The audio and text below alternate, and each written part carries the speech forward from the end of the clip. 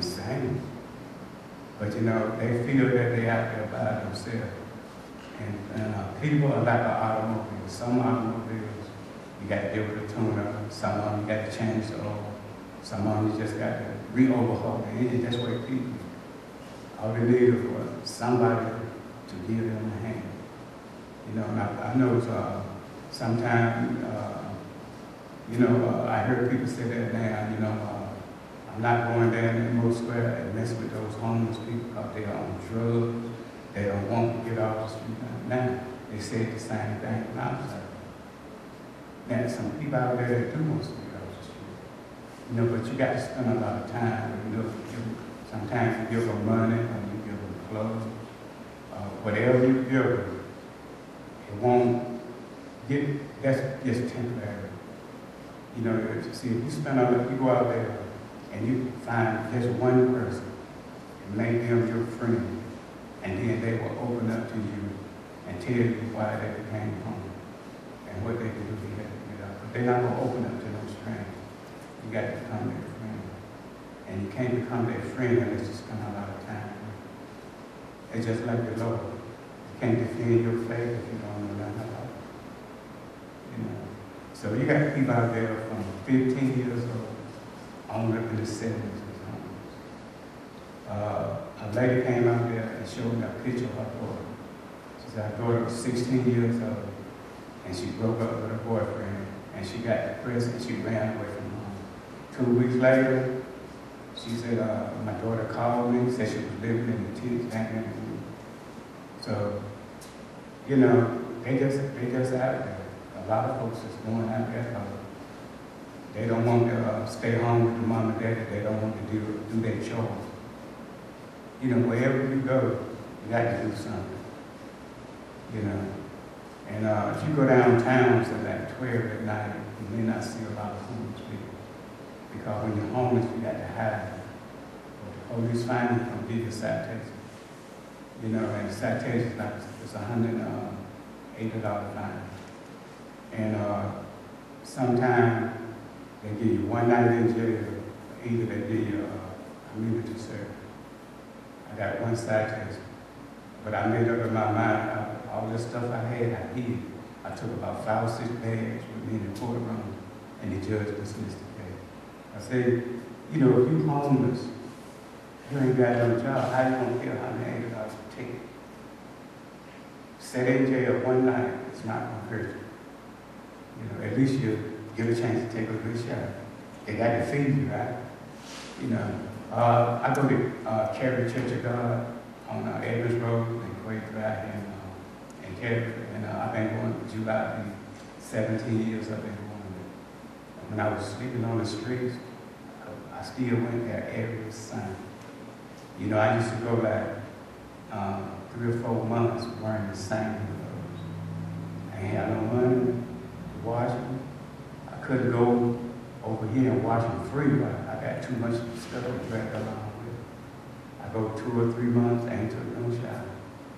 Because the place where you can go take a shower when you're home, you go there and take one, but it's way out. Now, if I can smell myself, I know somebody else can smell. But when I went to Carey Church of God, I could go there, sit right on the front row, and then embrace me. And so, there's a lot of folks out there, and they need help. If the churches don't help the people, the government ain't going to do nothing for them. Every year, it's going to be about 2 or 3 homeless people there. Some of them get killed.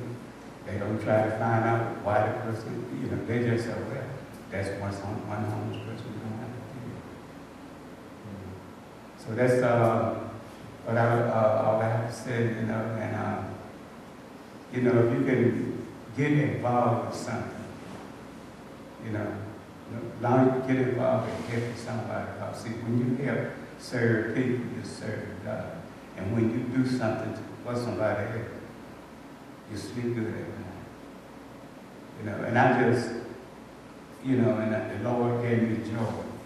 So I could go through all of that police harassment. I remember one time it was raining, and it rained all day. So usually I sit in the park out there, but when it rained, I went to the Moore Square bus station. And I spread out all of my papers, my Bible, and the police come over and he said, what you doing? I said, well, I'm studying. He said, well, what you're doing is good, but you can't do that here. I said, well, I'm homeless. I ain't got nowhere to go. He said, I ain't got nothing to do with you being homeless, but you can't sit there. I understood that. So I moved on. You know, and the Lord gave me joy. So something like that would bother me. If he hadn't gave me joy, I'd have been homeless anyway. But then I'd have been frustrated, depressed, on all kinds of, I'd have been on all kinds of medication for mental health. You know, and the joy that the Lord gave me, I wish everybody that I be around every day experience that same. Even the people that don't like it, I wish they could experience it. So that's, and I thank God for Harvey Everton. When I was home, I used to sit on this bench every day.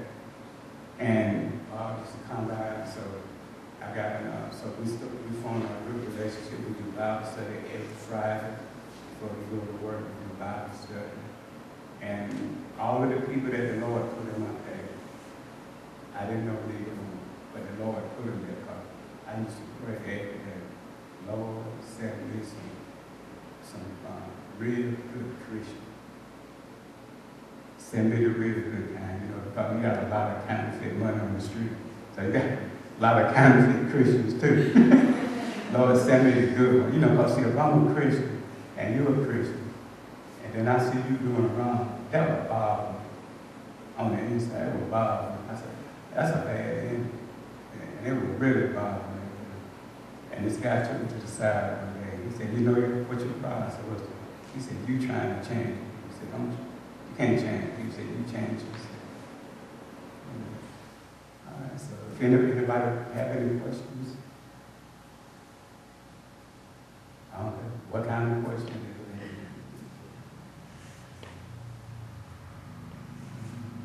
If I have no questions, turn it back over to who else?